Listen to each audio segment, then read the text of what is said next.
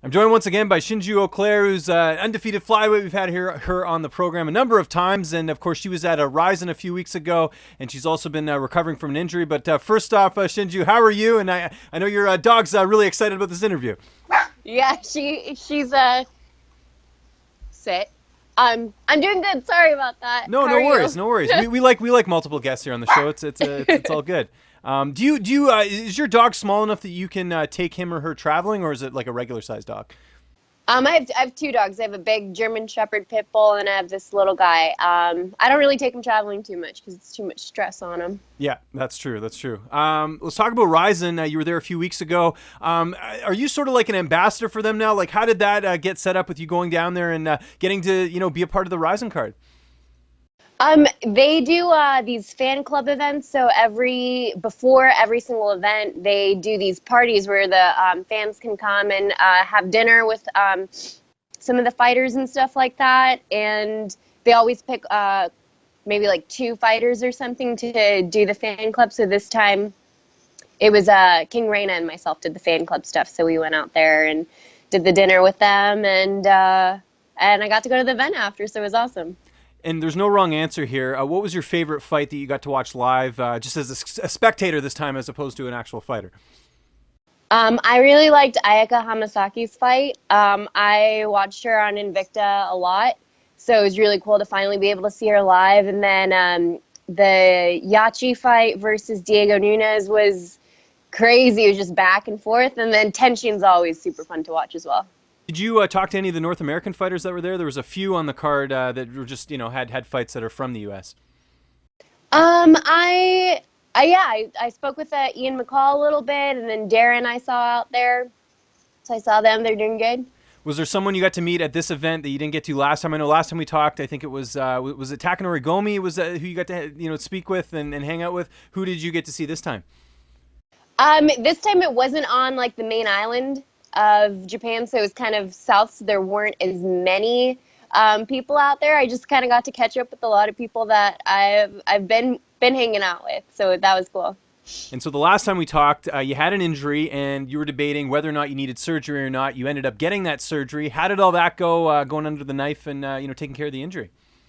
So the original surgery plan was just to kind of get the tear augmented, but it ended up being a little worse than we thought, and it was torn in a couple of different spots. So we ended up having to do like a total replacement and a cadaver donor tendon. So, that kind of sucked because the recovery is a little bit longer than I expected, but getting there. That's good. Okay. And how long is the recovery time? Like, when did you get the surgery, and how much longer is the recovery time? Yeah, well, I got the surgery at the end of January, and the surgery recovery time is 9 months, but that's to do like regular shit. So then on top of that, to be able to do, a fight with it, I don't know how much longer it'll be. We're just gonna play it by ear. I'm hoping around November, I can start grappling live and sparring live again. And then maybe if I make it in time to be able to fight on the New Year's card this year. Good stuff. Okay, that's interesting. You're used to competing a lot, so how has this been being out of the gym, dealing with an injury, seeing the division and everything move on? Like, how's that been? I know it's tough, obviously. It's hard. I don't know what to do with myself. I like stress eat in bed. And I don't know. I still try to go to the gym as much as possible. I don't know if I'm, doing myself a disservice by like torturing myself, watching everybody train. But I'm in there with my one arm, my one glove, hitting the bag as much as I can. What can you work on just with one arm? Can you do anything at all, or is it just, I guess, a lot of strategy or things like that? I'm focusing more on strength and conditioning since I can't really, spar or grapple or anything like that. I can still go in the gym and hit pads. So yeah, a lot of busy work.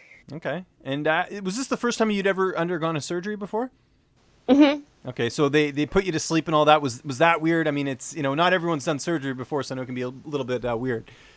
I mean, it was cool. Yeah, okay. It's a nice little nap. That's good. Yeah. Okay. And what else was I going to say? Your contract with RIZIN. So I guess you just have a certain amount of fights, so it doesn't really matter. Like you don't have to fight a certain amount of times. It's just more of how many fights you have on your contract. It's 4 fights total, and I did 2 with them, so I have 2 left. And then it's a 4-fight 2-year contract, so whichever ends up first. So if I run out of time, then I run out of time. And correct me if I'm wrong. Are you just exclusive to them in Japan? Like, are you allowed to fight in North America, or are you exclusive to them? Period. Yeah. Okay. Yeah. Gotcha. So you can't fight for any other promotion then. No. Okay. Well, I was going to say, because they've been giving you a good push, and obviously you have a huge fan base there, so it seems like you're someone they're really building around as far as, prospects and just, recognizable faces with the organization. Yeah, they're really cool. I think they have a group of fighters that they do a really good job of promoting, and I can tell that they put a lot more energy into that than maybe some other promotions do. And it's really cool to be a part of that. And RIZIN's, it's a newer promotion. Even though they're tied to Pride and all that, but RIZIN itself is newer, so it's cool to be kind of like there in the beginning and see it grow and kind of watch how they as promoters work is really cool as well. I agree. And you're going to probably just do these 2 fights and then just sort of reassess at that point. Because, again, you're getting this huge push from RIZIN. Probably not the same push you'd get if you fought for some promotions in North America. Exactly, yeah. Yeah, so I imagine, stay there as long as you can. Because I know the goal eventually is to go to the UFC at some point. But, just for now, you might as well take advantage of this platform you have. Yeah, I mean, UFC is a huge promotion, but it's not like the end-all, be-all for me. I just like fighting, period. I would do it anywhere. Okay, that's good. And you've been back home now for a little while. How's that transition been since moving back from Michigan? How's everything going? Man, it's perfect. The gym is everything and more.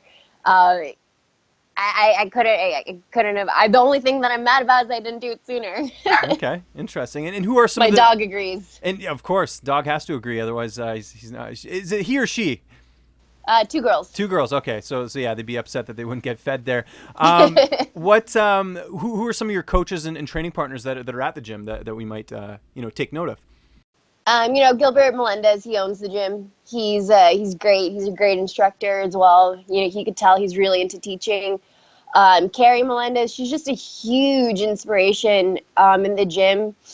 She's a mom and she's a wife, and she's just like this absolute badass. I love just watching her train. We have Johnson on in there, Wooden Man Muay Thai. He's legend out of Thailand, so it's really cool to be under his guidance as well.